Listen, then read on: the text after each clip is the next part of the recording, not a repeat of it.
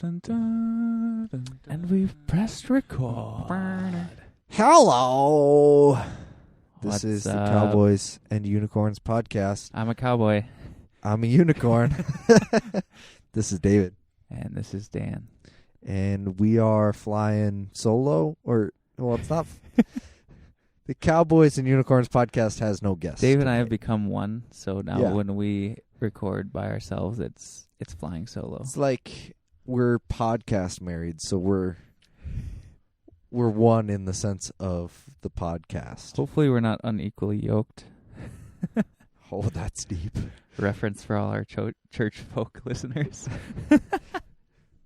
All right. In the comments, do you think Dan and Dave are unequally yoked? And if so, why? I've heard that applied in church context to not even beyond marriage. Like I've heard that applied to Really? like business partnerships. Maybe we should explain it. So, I think in general, right, it's kind of like self-explanatory, but unequally yoked doesn't it basically come from if two oxen are like pulling and one is stronger than the other, like it's basically dragging the other one along and doing taking an unnecessary amount of the weight, and it's making a lot more work for itself because the two aren't like working together. Yeah, it's not efficient, and it's eventually like something will break. Right. So then that's applied. So it's a metaphor from 2,000 years ago. Yeah. That's in a great book. Right. You should read it. Called the Bible. And so it's kind of applied to like when people are like premarital counseling. Are you guys equally yoked? Right. Most commonly, it like at the bare bones, it's like easily applied to: are you dating someone and you're Christian and they're really not? Right. Yeah. But then there's definitely a more deep level, like. Yeah. Like, are you going the same direction? Are you do you have the same passion? If one of you is an A- Christian and the other one's a C+, your premarital counseling pastor might have a couple. Did you like premarital counseling? Did you think it was like beneficial? This is kind of hot. That's topic. A loaded question, Dave. You know the answer. Well, I know that you said like it was like just weird, which premarital counseling is just kind of awkward and weird. It wasn't that awkward. But did you think, like, takeaways that it was, like... Okay, if anyone asked you or brought it up, like, yeah, so we're engaged, I think premarital counseling is a waste of time, would you be like, no, you need to do it? Well, see, I only have my own experience. I probably just wouldn't say one way or the other because I have my own experience, but that's only one. But based on your experience? Yeah, no, I didn't think mine was super helpful. Okay. There was definitely some good things that were brought up. So, like some of the positives, where they talked about just like differing expectations on like the scale of family norms. Yes, not like obviously there's the differing expectations of person to person, but what I thought was most important was one family is like we go on vacation every year at this time. Yeah. Another family is like. We sometimes go on vacation, or we go at different times of the year, or we spend this much amount on it, where my family spends that much amount on it. Right. Or this is what we do on Sunday afternoons. Like, we watch football, and the other one's like, yeah, no, we don't. And yep. And how some of those things might not have been addressed. Yep. Or might not clash when you're dating. So bringing up some of that and having an open forum to kind of talk about that, and then to even understand where I came from versus where she came from. Yeah, that was helpful. That whole new level of normal, like I think maybe it was Bobby, which would make sense since the people who did some of my premarital counseling, and then like we're in the same church as Pat, who did yours. But that whole normal thing of like even Christmas, right, where it's you can get super upset with like at your spouse or at someone. Because they're breaking your normal, but they have no idea that that's what's normal.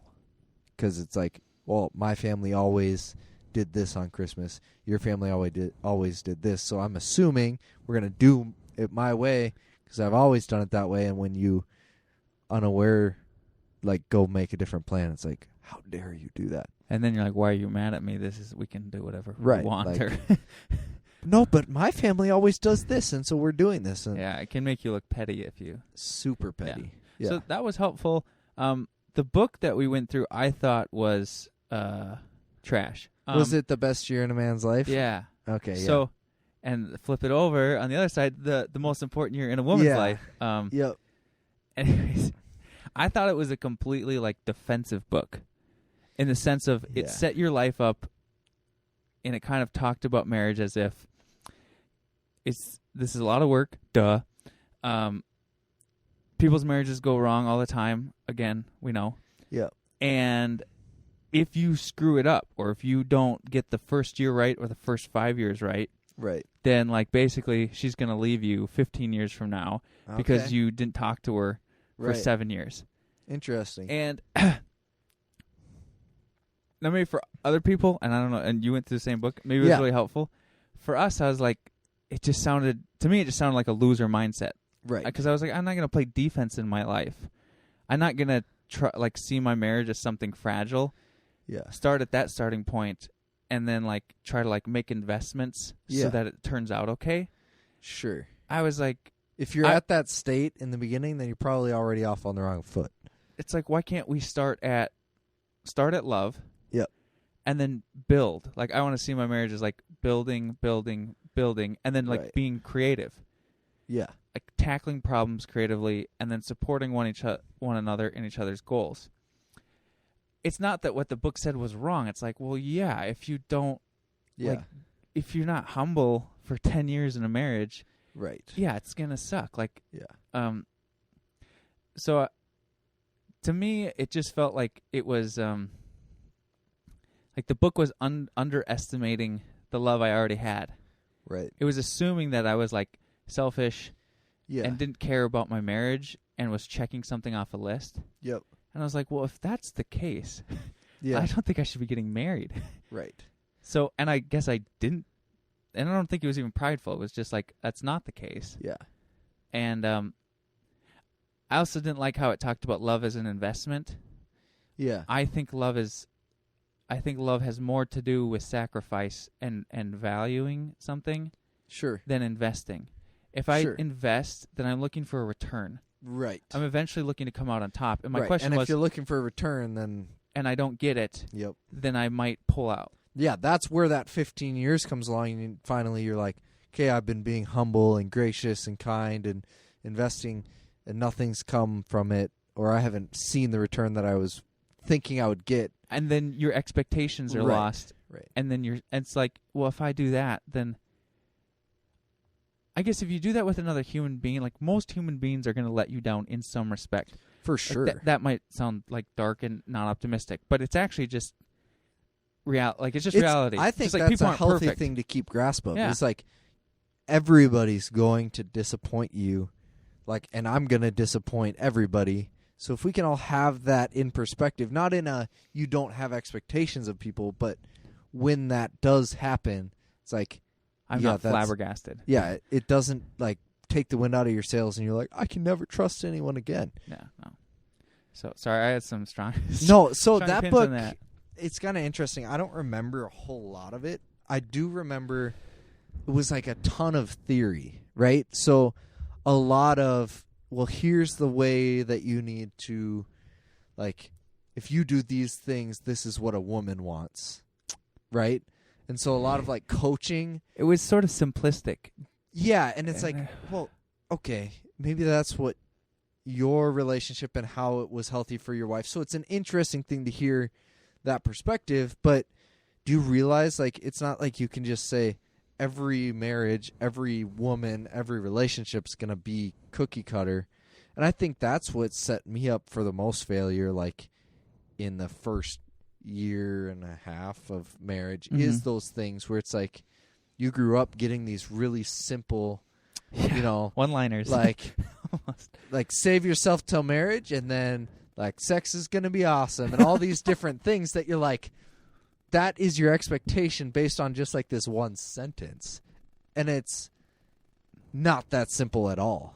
And so the church does a really bad job of like setting up all these like oversimplified concepts, and maybe they did talk for a half hour about other pieces that altogether make sense, but you get like that final bullet point, right? Like, here's the summary of all I'm saying, and that summary is what you take to heart, and then your expectation is way off. And so that book was the other weird thing about it. It actually, I thought it was okay because I was just like looking for like interesting perspective, right? It's like, I'm not worried about marriage, right? So I wasn't like, oh crap, we need to go through this so I can understand it, and I need a lot of help.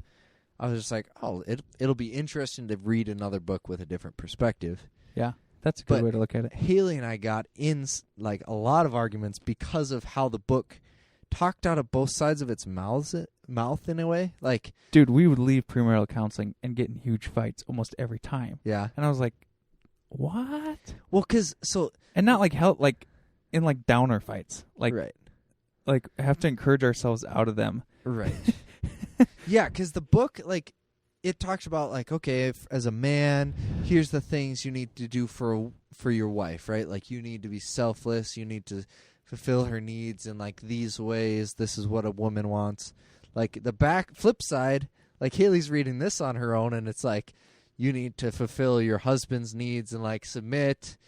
And she feels like, basically, because she's not reading the guy's side, she's like, this book is basically just saying, like, I need to be a perfect right. trophy wife who makes sandwiches and, like, fulfills these 5 needs for you.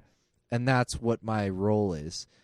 And if you put the two, like, if you were able to not fight long enough to say, oh, but my chapter was the flip side. So together they make, like, this, okay, it's not just saying, like, as the dude, you need to do all this and your wife might never do any of this. That's actually what it said, right? Like, you come home and you expect for dinner to be on the table, and you need to know that expectation isn't legit, and so you should probably just plan on making dinner yourself. Like, things like that. It caused a lot of arguments. Yeah, I don't know. So I agree. I wouldn't recommend it. It'd be so hard to write a book on marriage. Right. So I guess I wouldn't say I wouldn't recommend it, but I would say if you are, like, in that stage where you're thinking about marriage or you're engaged, like, pick 5 books and then read the first chapter and decide which one, like, maybe fits your relationship better. Yeah. But, I mean, I could never write my book on marriage would probably be a flop, so I can't be too judgmental about that. Right. I think that for a long time I can never remember what I've already said or not said on the show. But I know. I think for a long time I thought of marriage as sort of role based, and fitting into some, like you were talking about, cookie cutter role. Right. This is what the husband is like. So, and you've never been a husband before, so you're like, crap. Hopefully that goes well. Like being a husband. Like, now I'm in this role, and then hopefully she's good at being the wife. Right. And I think it was just like in the first couple, like a little bit before marriage, like months before marriage, and the first couple months of marriage, I was kind of like pleasantly surprised where I was like, you know what? Yeah. The marriage is like a creative act. Okay. Yeah. Or at least that's what it seemed like to me. Yep. It was like you've got one life and you got another life, and you've both been making choices, building your own lives. Yeah. And now those 2 lives are coming together. Yep. And you still have your own life, but now they're connected. Right. But you're still building a life. Yep. And so instead of seeing it as like, okay, if I was a single college student, that's a role. Yeah. Flip, switch, now I'm a husband. Totally different Here's role. my new role. Different life. Yeah. Different practices, different things, different habits, all this, whatever.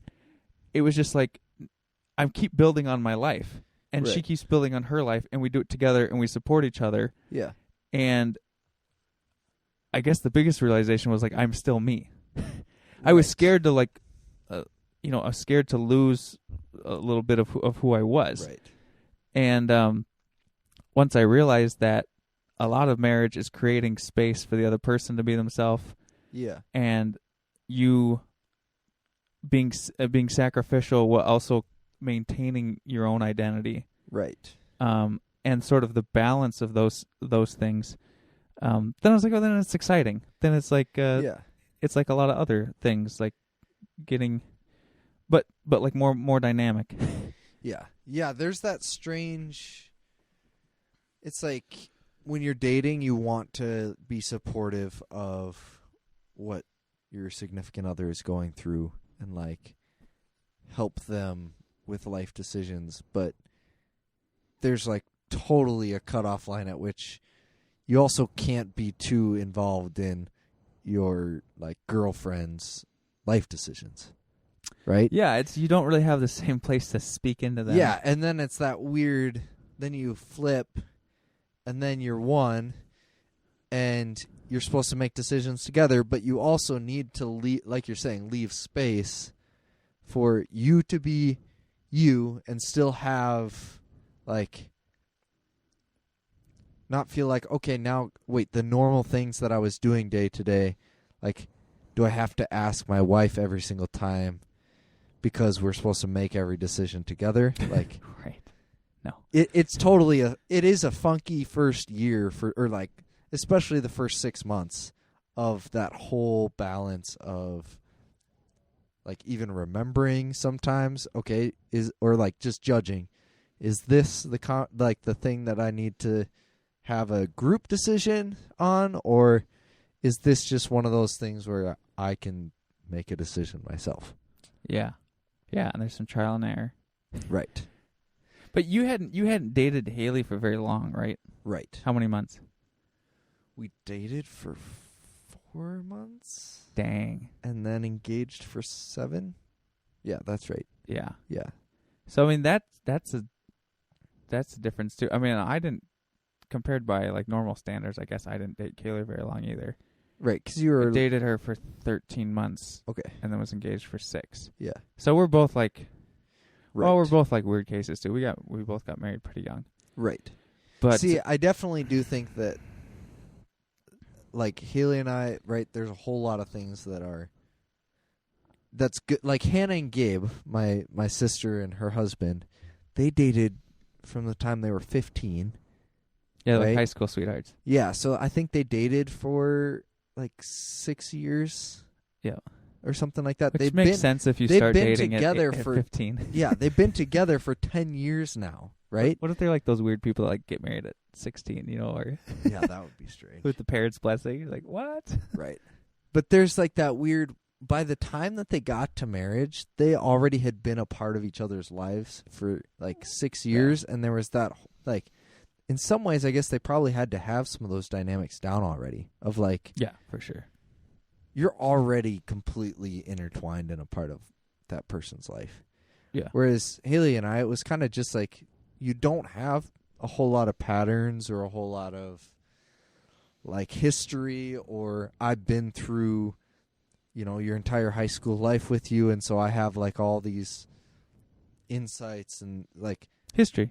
Yeah, so all your stories and all this stuff, like I still have times where I'll be like with my buddy Adam, who is my best friend all the way through high school, and like we'll start talking about something, and she'll be like, "I didn't know about that," because there's just so much history. Yeah, and it's not intentional. Like, oh, I didn't tell you that because I didn't want to. It's just like there's so much life. Yeah, that you're not going to go through all that. So there's perks of that where you don't have years and years of like this dating baggage that then you have to try and figure out how that translates into marriage. It's kind of like, okay, we were dating for 4 months, and then we're like, okay, we're getting married. So then from after 4 months, all of our decisions and all of our thoughts were like long-term marriage conversations, right?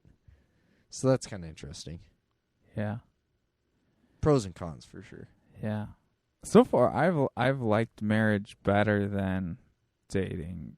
Like I like Kaylee better now. Sure. I like her more. Oh yeah.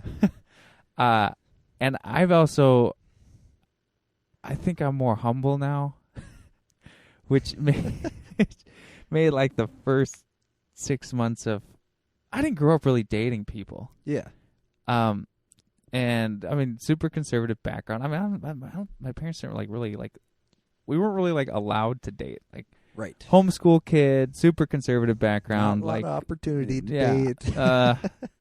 Right. And I was pretty focused, like school, sports. Yeah. And then to college, I didn't date much. And so I was just like used to being right all the time and thinking I was awesome. Yep. Which I still think I'm awesome. But but that definitely came to like a clash. Like I just wasn't used to, I was used to like listening to people or like talking and then like going home and being like, they're wrong, I'm right. Yeah. And I still have to work on that. Right. So that kind of made the first, like, there was like big communication misunderstandings. Sure.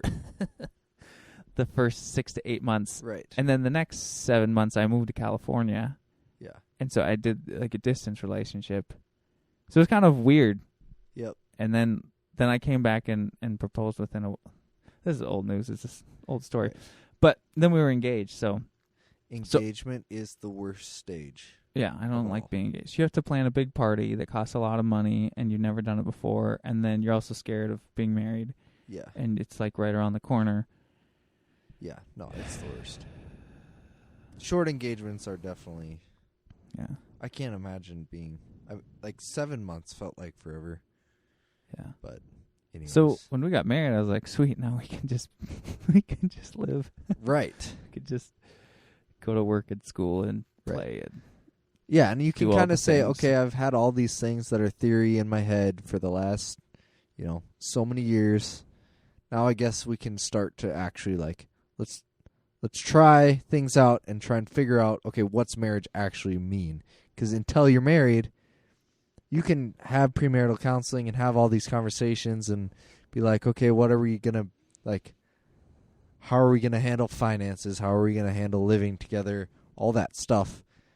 But until you're actually living in the same house, you can't, it's only theory. So. Yeah. And then you also got to think about people. So sometimes I have a hard time talking about marriage because I've only been married for like under 2 years. Right. So part of me every once in a while I think maybe I'm in the honeymoon stage. Right. Definitely, probably. I don't know if that's actually a thing or not, but the whole thing where like you love somebody for 5 years and then after that it's work. Yeah. So there's part of me that's just like, oh, maybe I have all these great theories now because I'm madly in love and it's just working out. Right. And 7 years from now, I'll listen back to this podcast and be like, it's harder than you thought, Dan. Yeah. But there's part of it that like a lot of times you hear about marriage before you're married from people who've been married a long time. Yeah. And maybe they're like, you can't always tell how cool their marriage is because you're not in it, and they're just like old married people, and then they tell you things and you're like, you don't know if they have like a top 15 percentile marriage or if they're in like the bottom 20. Right. Because you see them every once in a while, or they're like your friend's parents. Yep. And you don't know the inner workings, and you can't really tell how much fun they're having. So there's a bunch of advice or things about marriage that you hear from people who probably like have crappy marriages, or like married the wrong person, or married for crappy reasons, or I mean just who knows. Right. And then sometimes the people that write the books or do the conferences, they're like the weird people who have super good marriages and want to tell everybody about it. Right. Yeah, they're like, feel ashamed because your marriage is not this good. Right. There's like, they're just like working on their marriage all the time. Right. That would so there's a fair amount of advice that's either like from people who are in average to bad marriages. Yeah. And then this other advice from people who are like a little bit fanatical about the institution itself. Right. And then I want to be in that like 70 to 90 percentile where it's like, this is going pretty well. Right. Prob's gonna, stay with each other forever. Right. That's the goal. Keep the fire alive. That's this part type thing. Make some cool kids. Right. See, that's it's kind of like you were saying, like the people who write the books seem like they're like, you have to be so actively always worrying about your marriage, right? And it's like it's a pet or something. I feel like it's more like, I mean, you have to have intentionality, right? So maybe it's 20% active and like 80% passive.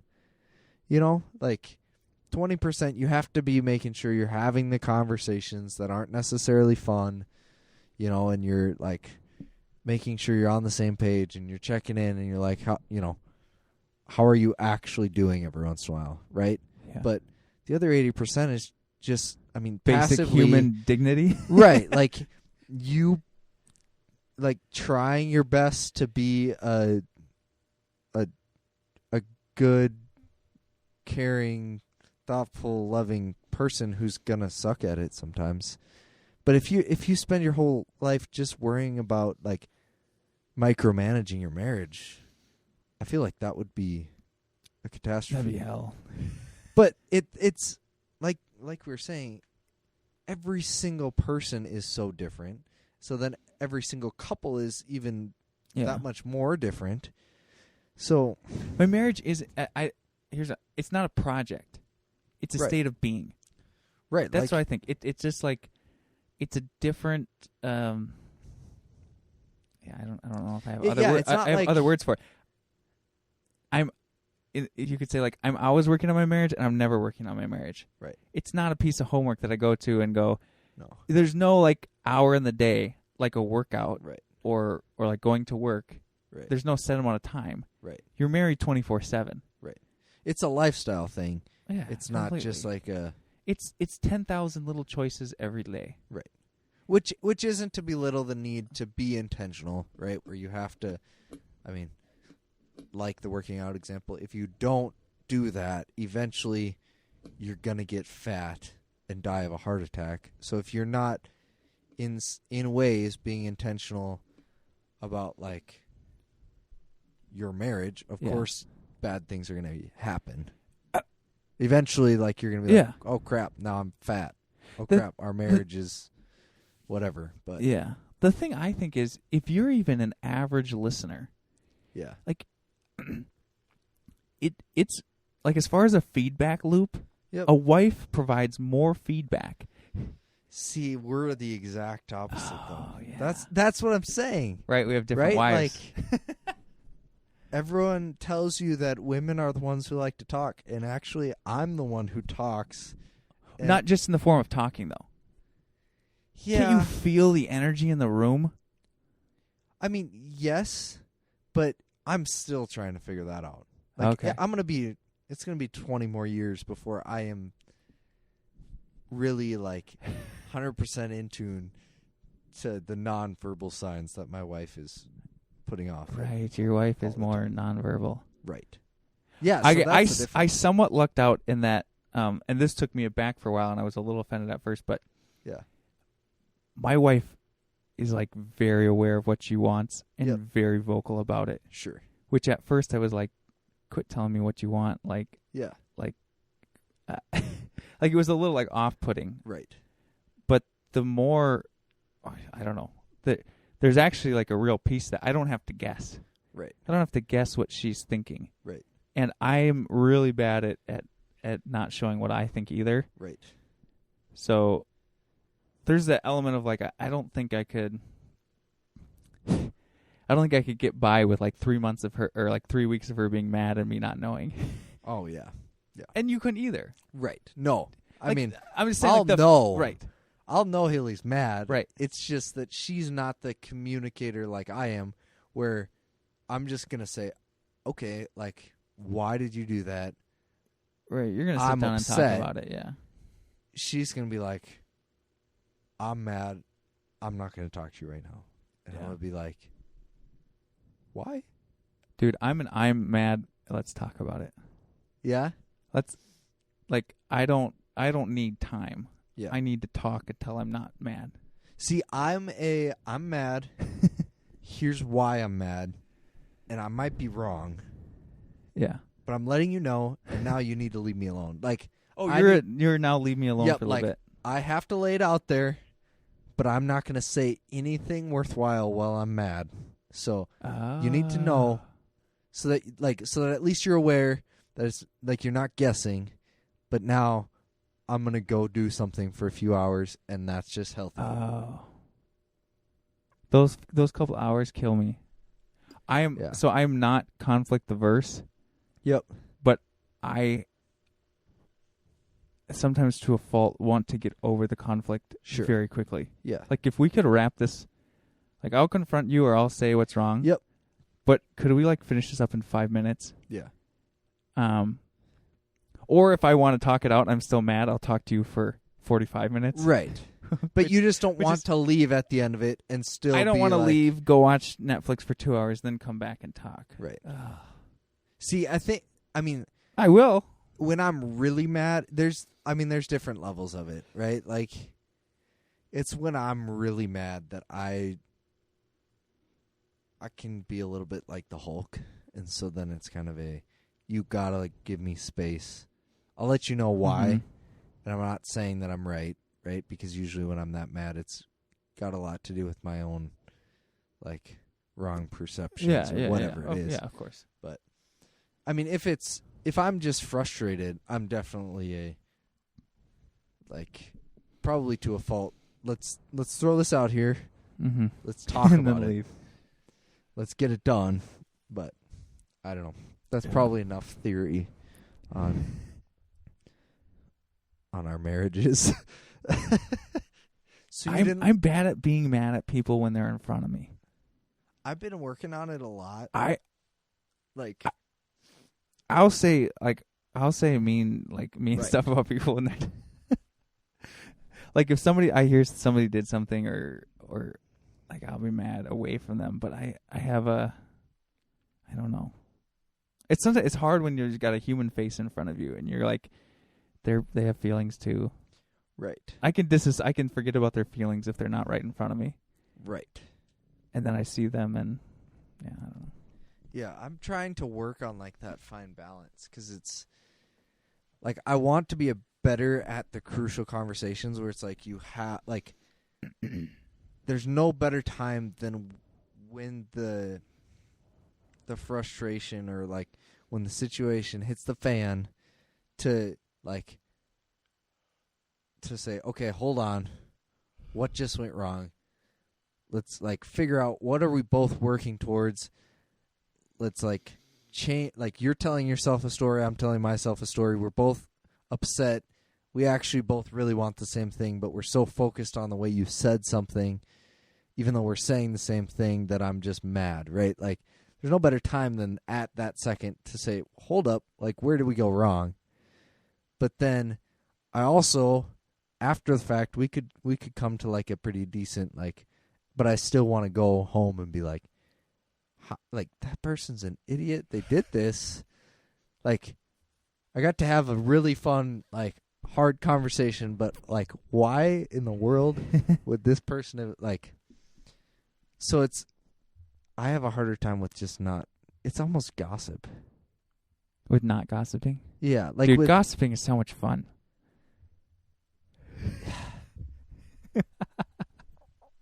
I know it's bad. Right. It is fun though. Yeah, it's all about. It depends. It totally depends on the situation, right? Because where I fall into it is, you have the opportunity to say, like, it's the gossiping to say, "Hey, I did something today that I'm basically proud of," and then you're telling someone else's, like, you're bad talking somebody else, even though you should have already like made that right with that person, and then you shouldn't be bringing it up to others. Oh yeah. Right. I think it's more fun when you're not directly involved. Oh sure. Yeah, no. If you're like, you have a relationship with somebody or a project with somebody, and then you throw them under the bus. Yeah. No, I mean that's like, yeah, that sucks. Right. But I like when you're like somebody like, else has problems. We're sitting here and we heard about somebody else's marital strife, and then we're talking about it. Yeah. Like, I mean, marital strife would be a little more serious. Okay, we heard that. Okay, I don't even know. Right.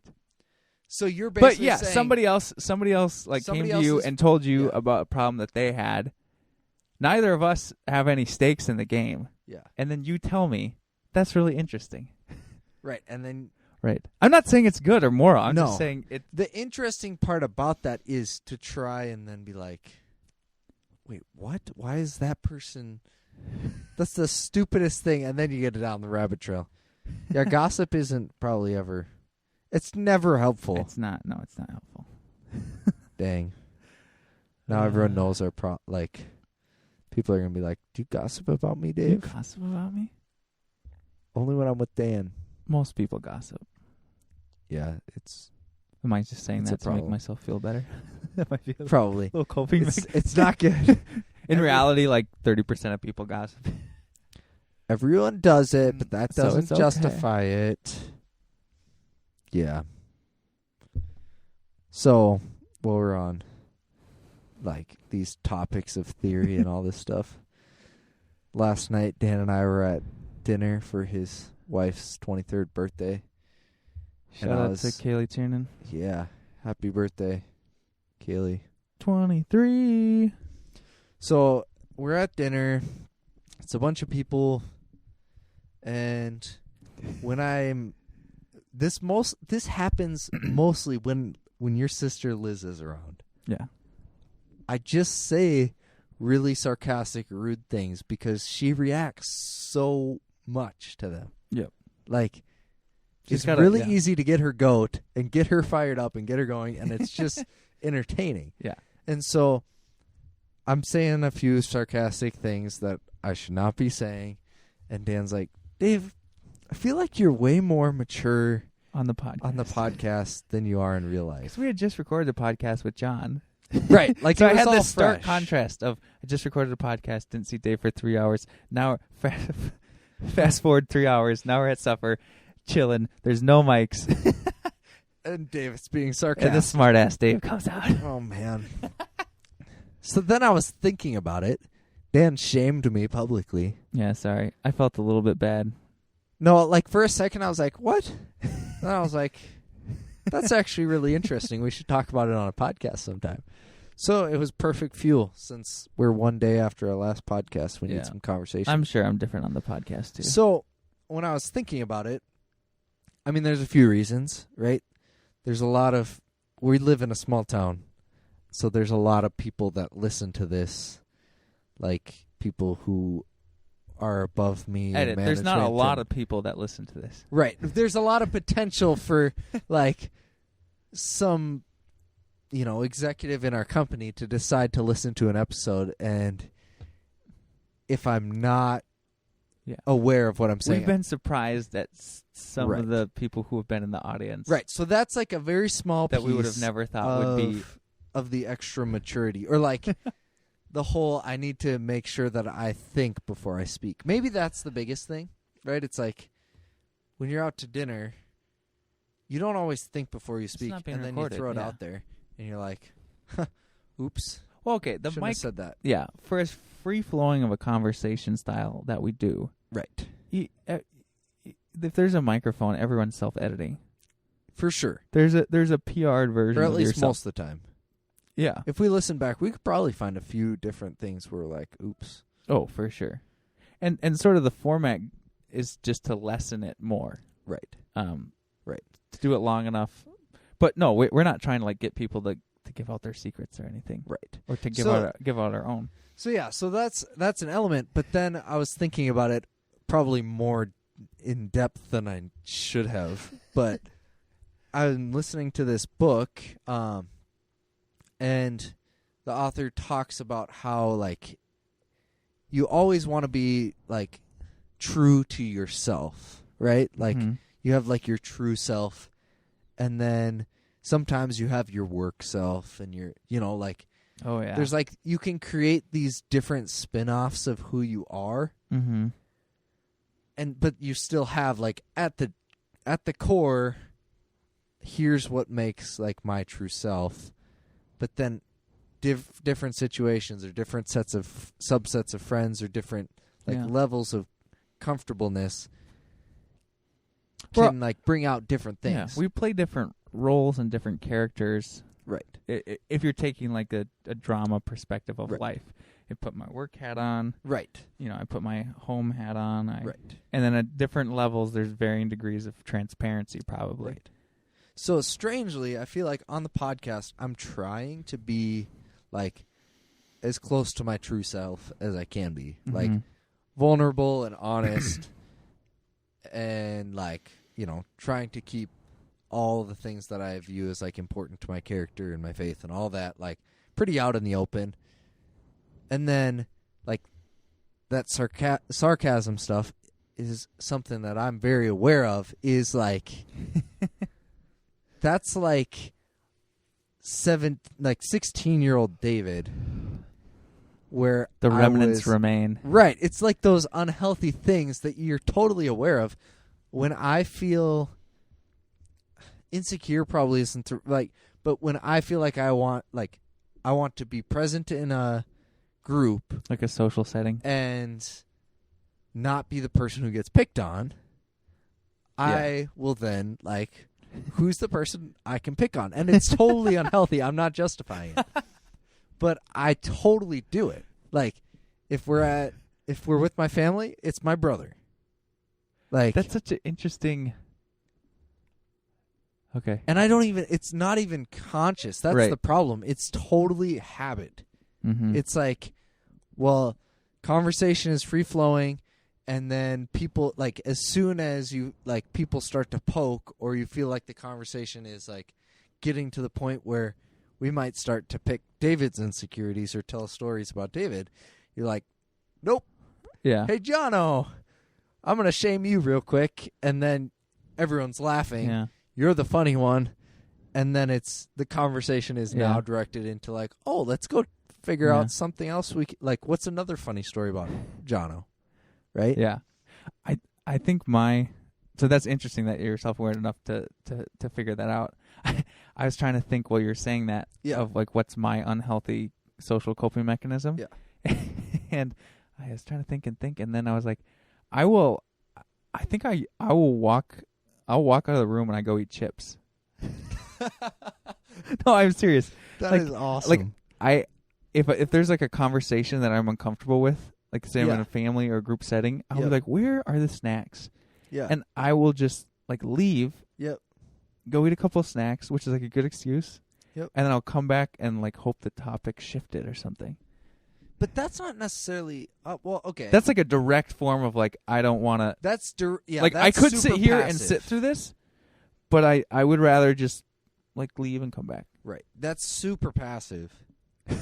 Like like you have fight or flight, and I'm fight and you're flight. Then basically, it's like if things are getting uncomfortable, and I guess I wish that I could be more flight. I guess for years, because through high school and like middle school, when I was actually like a physical fight type person, and then I started to like the pendulum swung to, I realized how like unhealthy, like I had extreme sense of competition, right? Like anytime anyone challenged you to do anything, I would go like to the extreme of like, I will win because my pride is on the line, and like I will butt head to head on anything. And then for a few years, like I swung back to the other side where it was like I was afraid of my own self if I was challenged, or like, like I dare you to do this, or playing Catan, like I still do this sometimes, like where I will be rude to everyone and just like only care about winning, not about the people and the relationships and like the fact that you're playing a game to spend time with people. Right. So like the pendulum swung to where I was like super tried to be passive, and now I'm trying to find like, I think there's a middle ground though, because I don't think that eliminating all sarcasm from your life is gonna be that's not the right answer. Right. And I think there's probably, if there's a true self of David, I think there's some sarcasm included. Sure. Yeah. Yeah. And then, because it's part of it's just a sense of humor. No, like that's just it's a sensibility. Right. And then competition and trying to destroy people is probably like there's healthy levels of all those things. Yeah. I think the biggest thing for me that I've realized is what's the reason that I'm doing it? Mm-hmm. Am I completely aware that by doing this, I am shaming someone, or I'm like, I'm calling out someone else's flaw publicly for like laughs, like, or whatever it is. Yeah. Or I know that this is going to get a good reaction and it's going to be funny for everyone else, but it's the type of thing that that person's going to get home at night and be like, wow, you're a jerk. So do you not care about so in interpersonal communications class in college, there's this interpersonal theory about like saving face. It's like face theory or something. Right. And I can't remember all the details of how it specifically manifested for communication. Yep. But just kind of under this presumption that humans try to save face as far as like not be shamed or not see other people have shame. Yep. And then there's like different strategies for how to save face. So I remember there's like the example if maybe like I thought like you were getting a little unhealthy and you should maybe go to the gym. Yeah. Like some people will be like bold, like on the record, be like, Dave, I think you're getting a lot of shape. You need to go to the gym. Like that's the most extreme, like on record, you know. Right. You're not negotiating a lot for your face. I'm not trying to do much to save your face. I'm just saying this is the truth. Right. And I'm your friend, so I'm going to tell you. Right. And then, you know, other people can use the strategy of talking about, you know, my friend Joe, you know, has been going to Empowered Living, and it's really working for him. And have you seen their Instagram page? So, like, give an example of somebody else. Right. Or the, like, apology before making the request. Be like, sure. I really wouldn't normally ask this of you, Dave, and it's a interesting situation, but I need a small loan. Right. You know, so there's different so thinking of that, when you're going after like other people, like to point out their weaknesses, like maybe in a competitive setting or something. Yep. My instinct is usually, well, I'll ask you the question first, but you don't really care about saving their face. You know, I think in that scenario, it's usually I lose sense of the fact that like you're a person who has like that I'm going to shame you, or like that I'm going to hurt my relationship with you, and I'm more worried, like it's more self-preservation in a completely weird way. It's a face-saving technique for yourself. For myself. By like redirecting the attention away from you in an aggressive manner. It's like I think that I'm like I feel like I'm out of place, or that I'm being like it's I feel like I'm losing control of the situation, or I feel like I'm losing the game. I'm going to like completely call out somebody else. Everyone else then shifts their attention to that person instead of me. I think it, like I was saying, I think it ties back to that, like, actual, for years in middle school, it was literally, you have to, like, hit them first. Right. Or they'll hit you. Or they'll hit you. Like, strike first, strike hard, because if you're the last one, like, you're not even going to have a chance. Yeah. Which I don't even know, like, I'm more aware of it now. Mm-hmm. But all that means usually is that I catch it after, like, immediately I'll say it, and then I'll be like, oh my gosh. Like, right. I just fell back into that unhealthy, like, that's my unhealthy default. Yeah. And I'm not very good yet at actually, like, I have the thought, and I'm like, yeah, no, that is not what I want to be. You'll probably, because of, like, how much you're trying to be aware of it, like, you'll probably, I bet you'll be a lot better at it in, like, 2 years. Right. Well, and I think another weird thing, I mean, I don't know. This might be boring, but no. About it is I feel like I'm pretty decent at it within a work setting. Yeah. Right? So I've grown a lot at being aware of others, like, and making sure that my conversations and everything that I'm doing, like, that I'm not letting my own emotions come into play with conversations and with how I handle things, and that, like, I mean, shaming others and trying to save your own face in a work situation is, like, not at all healthy. Well, it's not healthy ever. But I feel like I've grown a lot at it in that setting, and then I work on it so much every single day and every interaction I have. Maybe it's that then by the time I get home, I'm like, I've already caught myself on this 10 times.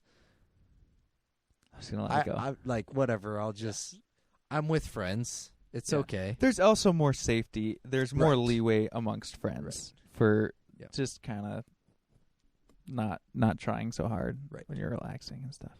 Right. Man, Dave, you're being so vulnerable. I'm like trying to think of some weaknesses I should talk about myself. Your weakness is that you're leaving me. That I'm leaving for Ecuador. Yeah. And then you're going to get kidnapped. Then it's going to be like Taken 3. I'm going to put a GoPro on my chest. I'm going to find you. You need to stay alive for your daughter, Remy. Oh, I'll stay alive. If I've been kidnapped and you're going to rescue me, I think the logistics of this pose some risk for your livelihood. Probably.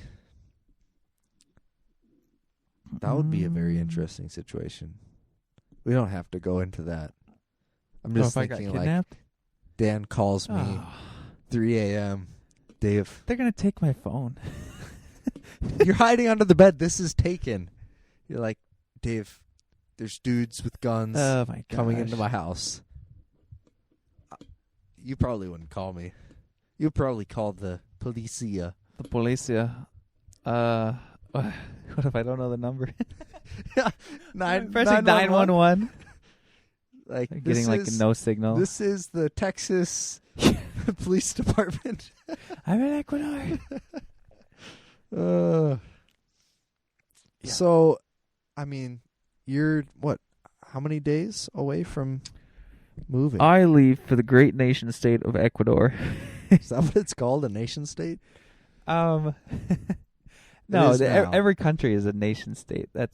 Sometimes I use that terminology with Kaylee. It's like that's like nerdy. That's my poli-sci minor coming to the forefront. Gotcha. That's like the current state of like the way the world is divided into nation states. Right. It's like the United States of America, Canada. I mean, they're all nations. Right. They're all states. That's so confusing because we use the term state. Right. For the divided parts of land within. It's more. Think of it more in like a general term, like the state. Right. You know, like the government. Right. You know, like the structure, the authority. Yeah. But going to the capital, Quito, Ecuador, February 24th. So it is the 11th. 13 days. So. Yeah, that's coming up. Are you like? How much do you have left to do before that happens? Yeah, so I have to finish up work. So I have four days left at my job. Then I will be unemployed. So I need to get a new job. If anyone's listening to this, that needs to hire a remote writer / marketer / PR practitioner. Go to linkedin.com/Daniel Tiernan and look at my resume. There you go. So you're going to write things for Cowboys and Unicorns while you're unemployed. You're just going to write all this content for us. I'm probably going to be applying to jobs for 8 hours a day. Getting an internet connection, the essential. That's important. Yep. And we moved like probably over half of the stuff that we're keeping in the States into a storage unit yesterday. Okay. We're not keeping a ton of stuff, so that's nice. So we have to move some more things into the storage unit. Right. And To get rid of some furniture, sell a couple more things. Hashtag sell it Morris. Yeah, meet up with Kaylee's mom the weekend before we leave. Nice. And then drop off my car. The Nealons are going to take care of it. Ron and Jan. Okay. Park it at their house. Yeah. So I canceled the insurance on my car. Okay. Because I didn't want to pay it while not using it. Right. But that's like legit, right? Yeah. Like as long as you're not driving right. a car. Yeah, if it's not going to be driven, you don't need it. Right, okay. I mean, like you still have insurance for the next till the weeks. February 28th, yeah. Yeah. Yeah. Yeah, Okay. you don't need insurance. I'm wondering though, like think. if I might come back to the States, right? I was like, I wonder if I'd just like get insurance for a month. Because we'll probably come back for like 2-3 weeks in the summer. Right. I don't know if I would want to drive my car. Right. I wonder if I can just get insurance for like a month and then cancel it again. Right. You These can are just really drive boring, my car boring around. details. Steal your car. So yeah, not a ton left though. Kaylee's finishing up her second job, and I have to pack my clothes. It sounds so easy. Yeah, That's like such a overwhelming thought for me of like moving well outside of the world. Yeah, I'm not saying I'm moving completely to a different planet. Yeah. Well, there were some key things that we had to get done. So we'll apply for work visas when we get there. We'll have to like apply and get those within 90 days. Okay. So that will just be good, just in case I need to get a job there. And Kaylee has to get one because she's working there and everything. So we can go there, and then you have to get that within 90 days. Otherwise, they kick the tourists out after 90 days. I mean, they probably wouldn't really kick you out, would they? But technically, right? You can't just go to another country and like never just leave. Stay there. I mean, I suppose you can, but not legally. So if she doesn't have a work visa, I suppose after she wouldn't be able to work either. Yeah, that's the other thing. She's got to get paid, and like they're opening like a bank account up for her, and like I don't know, we have to pay rent. Right. You got to be legit. Yep. So we had to get a bunch of things like notarized and then apostilled, which I'd never heard of the word. I think it's apostille. Okay. And so like not our birth certificates, but our marriage license. Okay. Our marriage agreement, and our transcripts and our diplomas. Really? And all these things, so we're like getting them stamped, and then I went to St. Paul, like the Secretary of State business office. Yeah. And they review them, and then they like give you this little seal. And so we'll bring all that. So that was kind of like the paperwork side of stuff. So is that just for your visa that you have to do all that? Yeah. So when we apply for the work visa there, you have to have the we have to have the stuff, and it has to all be stamped. Right. Interesting. Yeah. So that's sort of the technical type stuff. We don't have a house yet, but we're going to get one once we're there. The lady that hired Kaylee is from the U.S., and then the teacher that she'll be teaching with is also like a girl in her 20s who's from the U.S. Okay. So it's nice that we have that experience. Her name's Trish, and she's done the whole process. So we'll get down there and just ask her what to do. Right. And then she'll be like, rent this house. Right. Live here. Here's the bus. Here's where you don't walk. Right here, like don't go there. Yeah. So we're gonna ask Trish all of the questions, and then hopefully she's ready. Yeah. I mean, it really helps that Kaylee knows Spanish. Right. But what are you gonna do? Yeah, I don't know. Kaylee's gonna be at work. You're gonna be like, I gotta go buy some tacos. I could buy things if you have money. If you have money, you can buy things. You don't even know the same language. But you don't know the language, so they're going to rip you off. They're going to be like, that's what Kaylee said. Just Kaylee was like, American we're going to go to the market with fine. Trish, and we're going to be like, how much do oranges actually cost? Right. Yeah, because I'm going to be like, $15 for this banana? I'm hungry. Yeah. I need the... We went to a market in Nairobi, Kenya, and they did that. I mean, they're like, pick out 5 things you might want. And like drag you around. You're like, okay, these, and then they're like, all right, $750. It's like a couple little rock animals, a wood carving, and a necklace. You're like, $20? They're like $250. I have kids that have to eat. And you're right. Oh, no. You're like, no. Okay, I'm leaving. I'm bringing my soccer cleats, so I want to find, I guess one of my goals probably in the first couple months will be to find people to play soccer with, which I'm guessing isn't that hard, like places that aren't. What's the climate like down there? Is it like wicked hot? Or it's not, because it's in the mountains, so it's right on the equator. Well, it is, but it's like mid-70s like most of the time. Ooh. Right now it's like mid-60s because it's the winter. Maybe I want to move there too. Yeah, so it's like mid-70s all the time. But they don't have disc golf in Ecuador, I don't think. But I'm stoked for... So besides working and learning the language, which are the hard, intimidating things that I have to do. Yep. I'm like looking for, where can I play soccer? Where's a cool coffee shop? Yeah. And where can I go hiking? Yeah. So like those are my... and then I need maybe like one or two friends. Right. And then... Small details. Right. The nice thing is, though, at least you have a wife. So it's like... Yeah. You're going to be in this new place, but it's not just like you're there alone. Yeah. Trying to figure out, like, I have to find some people or else I'm going to sit in my apartment alone. The thing is I trying to prepare myself to be proactive, because Kaylee already really likes Latino culture. Right. She already knows Spanish. She has a place to go every day. Like, she's going to be at work from, 7:30 till 4 every day. Right. Probably I'm working really hard, like teaching first and second graders how to teaching them English. Yeah.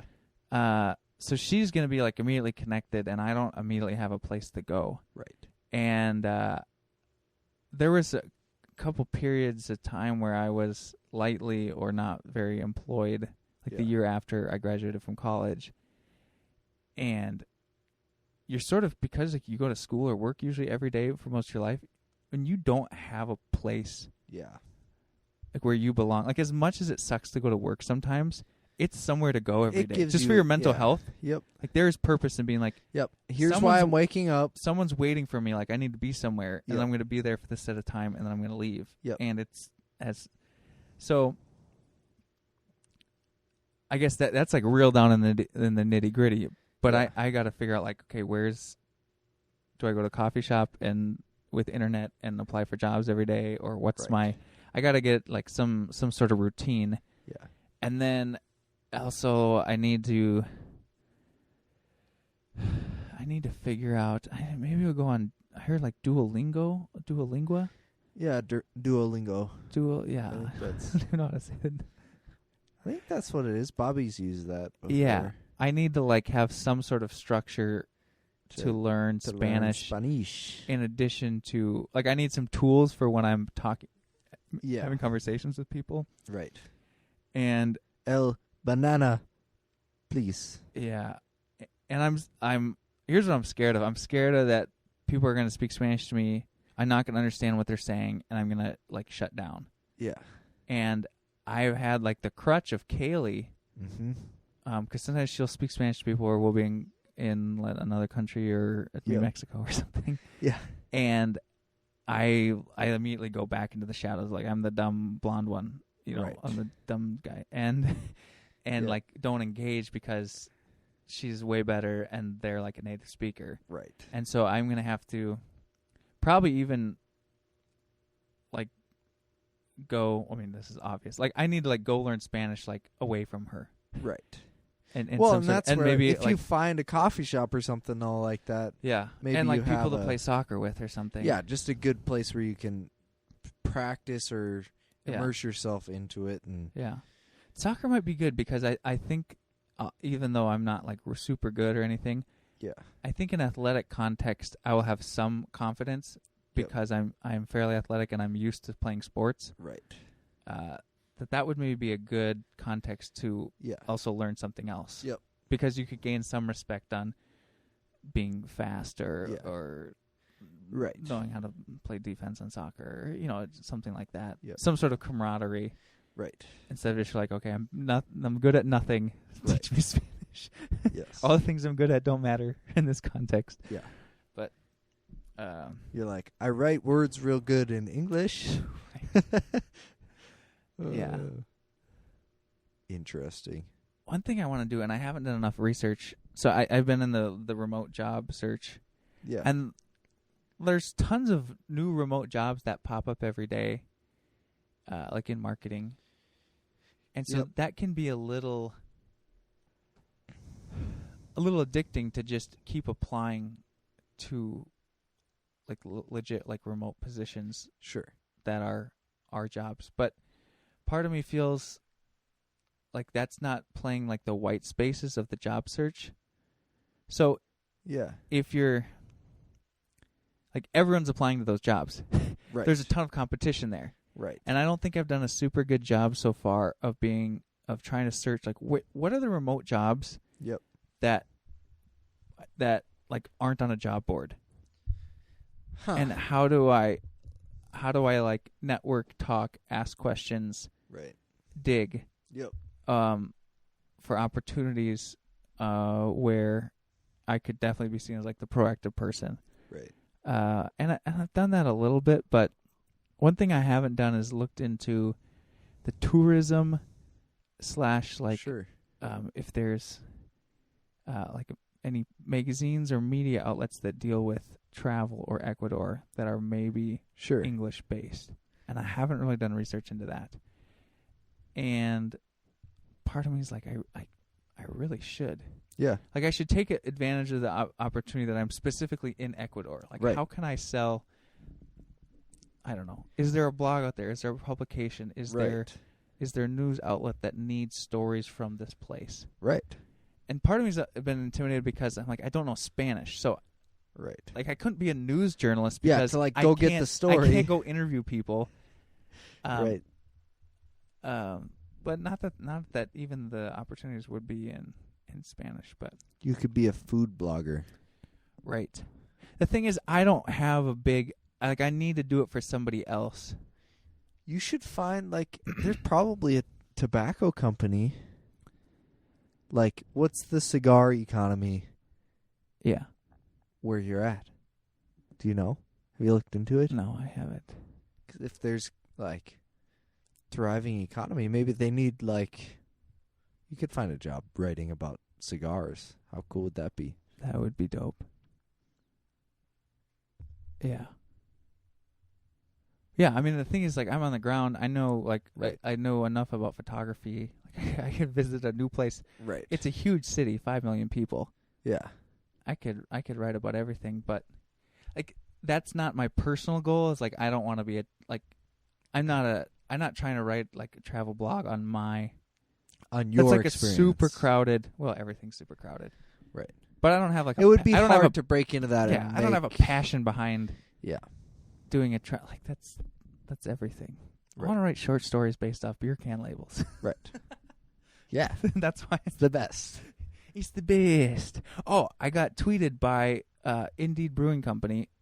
Yeah, I saw that. Shared my story. So where's Indeed at? It's in Minneapolis. I went to it like last weekend. Okay.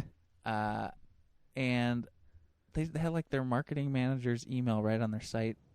Oh, I nice. just emailed her in the morning and I was like, "Hey, I just did this story. It features like your can, your beer can. Could you fit that in your social media calendar?" And she emailed me right back and was like, "Dude, we've never had anybody do this. I'll like email or I'll like let my marketing coordinator see if there's room for it." Wow. And they tweeted it out. So that's sort of been part of my strategy plans is to get distribution. Yeah. By brand sharing the content where you should just find a new brewery that needs a marketing guy. I know. There's so many of them out there. I know. Gosh. I don't know if I might not even have access to their beer. Yeah, that's true. There's so many so many of the remote marketing jobs are for SaaS for software as a service companies because it's all based in the cloud already. Yep. You don't need to go. Yep. Like that's the other thing with Superior. It's like like the cool on the ground work is like going to mines. Yeah. And going to sand and gravel pits. Not that we do that all the time, but like being on base, we're like, there's the longest mobile stacking conveyor. Yeah. It's in the lot right now. Or here's customers from Turkey, and then you go get the content there, which is sweet. Right. Yeah. So there's a lot of things. What's the time zone? I don't know that I ever... Eastern. Okay. Yeah. So it's 2 hours ahead? It's 1. 1 hour ahead? Yeah. Okay. Yep. That's not that bad. No. But yeah, I'm excited to hopefully start a new job or find something really creative to. There's an element that this would be sweet, but the cost of living is a lot less. Right. I'm definitely going for something full time. Yep. But there's an element where if I found a really good part time and there's a fair amount of remote work that is part time. Yeah. But if I got like a good wage, like a good U.S. wage for me. Yep. At 20 to 30 or 30 hours a week, that would be a really cool setup. Yeah. Plus, I'm sure Kaylee wants me to go full time, and that is what I'm looking for. Right. But part time is also a good segue, right? So it's like if you get your foot in the door, you do some part time stuff, and they're like, okay, you're great. Yeah. We'll offer you a full time position. Yeah.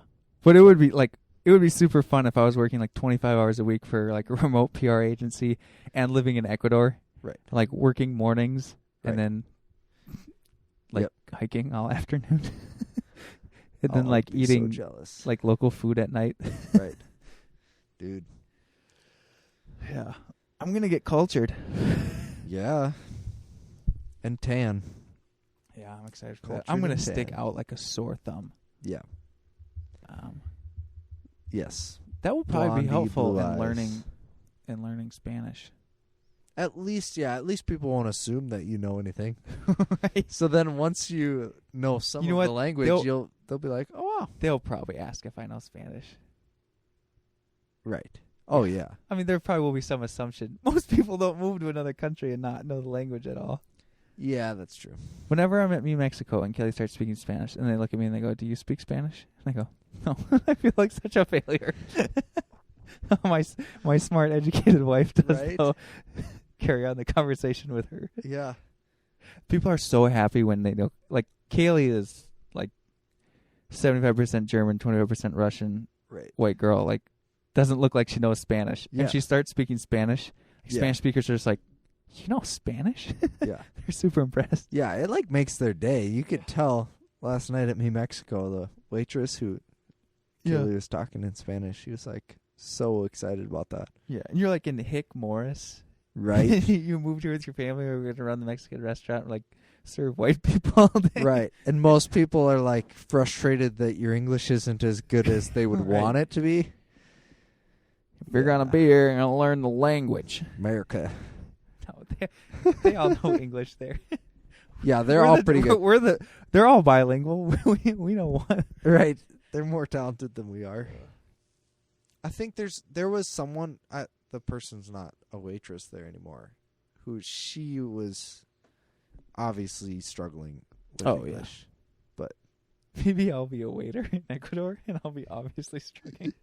As long as the menu has numbers, then you could be like, cinco? Like, this is the worst waiter. Can you just have to learn how to say, point to it on the menu. Right. And then you'll be fine. Yeah. And then just Dude, say, we're going to have some fun podcasts with me and... Yeah, you're going to be like, hey, I just finished climbing the mountains. Yeah. And I saw someone kill someone today in the street over drugs. Right. I have all these, in my mind, I have all these pictures. It's probably just like way normal down there. But I picture like... I might be assuming that it's too normal, like more normal than... Right. But all my coworkers, they just ask me like this the silliest question. It's like, are you going to bring a basketball, or are you going to buy one? I'm like, I'll just probably buy one when I'm down there. They're like, do they have basketballs? Yes, they have basketballs. Do they, though? Dude, I mean, I've never been to Ecuador, but I've been to South America. Yeah. And they have, like, there's basketball courts everywhere. There are. Like, I was, like, in poor, like, they don't use them. They use them as soccer courts. Nice. It looks like 20 years ago somebody was like, hey, let's put a basketball court up. Right. And then people were just like, sweet, let's play soccer. They're like, hey, it's a And nice open flat space. Yeah. I went to Peru, like rural Peru. Yeah. And there's basketball courts. No one was playing basketball. Yeah. But there were courts. Hey, maybe you could start like this cool thing where you teach basketball? Ecuadorians basketball. Basketball camp? Yeah. I could. That would be fun. I'll teach you basketball, you teach me Spanish. That'd be a good trade. Fair trade. Coffee. Well, hopefully this was a pretty decent episode. I had fun. Breaking up the whole sibling trend we've been on. Yeah. So we need to have Hannah on, right? Yeah. Maybe we'll do... Maybe we can have her on next. We could fit that on before you leave, potentially. Otherwise, she can come sit in the basement, and then we can Skype you. Yeah. Let's try to have one more, like... Yeah, at least one more. We could just record an episode every single night until you leave. And then take a couple months off. Yeah. Until you come back, because you'll be there for like 2 weeks, and then you'll be like, I miss Morris, Minnesota. And then you'll come back. See, if I move back to... What I kind of... it's not that I don't want to move back to Minnesota. I want to... Here's my plan, okay? Here's my 5-year plan. Where do you see yourself in 5 years? I want to move to Ecuador, do the little adventure thing. Right. And then Kaylee will probably go to grad school. I kind of want to move to California because I moved there before, and I lasted 7 months. So I kind of want to, like, do California right. I want to do California right. Maybe move to Southern California. Right. And then I kind of want to raise a family, like, back in Minnesota. Okay. But I think I'd live probably, like, in Minneapolis. Yeah, I'll figure out how to get you back to Morris. Dave, maybe you can, like, work at Superior and Morris for, like, 5 or 6 more years, and then... Like, have my office in the Columbus division down by Minneapolis after that? And then, like, then we'll live closer together. Yeah, we'll see. Or maybe we'll own, like, a medical device company by that point, and you'll be, like, the IT person there, and it'll be based to a more... Medical device company? I've never even thought about Superior going in that direction. That's what Micah said at Sprout. Yeah, he did say that would be, like, super cool. I feel like maybe I shouldn't be talking about this. No, maybe not. Oh, well. There was no news whatsoever. No, someone asked him. It would be off cool. the cuffs. Yeah. Like, what else would you want to do? And he, like, threw a couple things out there. It's like, just as a preface, this is no breaking news. No, it's like someday it would be cool to get into the medical device market. Yeah. Anyways, I think if they ever do that, I think they should break into then you could go manage IT for their new division or something. I think they should break into the like the commercial conveyors for loading airplanes, like Wasp in Glenwood. Yeah, we should buy Wasp. Yeah, let's just do that. You heard it from Dan and Dave first. We should do that. Right. I think they should buy Pit and Quarry magazine. And there you go. That'd be dope. We should own the... You got like 11 more days. Go share all your brilliant ideas. I mean 4 more days, not 11. Just start pitching some crazy stuff. Like, aren't you leaving? This is all for free. This is all for free. Free consulting. Just like Dan's brain, things I've thought of in the last year. Here it is on the table. Take it or leave it. I won't be offended because I'll be in Ecuador. Yeah. There's like a weird element where when you are... I have a hard time like thinking... When I'm given a bunch of tasks to do, I have then a hard time thinking of like... I eventually I quit thinking about how I would do things. And then you're just thinking I felt like I've done. become less creative. Sure. I don't know how to... No, I definitely... When you have a boss, the life becomes how to do the things that, like how to please them. I feel Maybe that's the wrong way to look at it, but Right. I can slot into that way easy. No, I feel like with tasks, I can see what you're saying with tasks of like when I get into some like, it's like depends on the month or the projects. But when I have just like a list of 50 things that I need to get done with deadlines, I'm far less like looking for creative ideas of like, oh, how could I improve this? Or like, what could I do for fun with faster. the extra 2 hours that I have this afternoon to like, like what's something I could just like work on that I don't have to. Yeah. So I definitely see that. When you have like more discretionary time, it's a lot easier to then step back and look at what you're doing or just like think about like for you, like the industry and like, it would be interesting if. But Tan and Dave talk about work again. This is no more work. Pretty soon we won't have the same company, and so then... Yeah. I can tell you about like my new company and how they do things. Yeah. That'll be fun. All right. Well, thanks everybody for listening. This has been the Cowboys and Unicorns podcast. I'm David. And I'm Dan. Signing off. Yeehaw!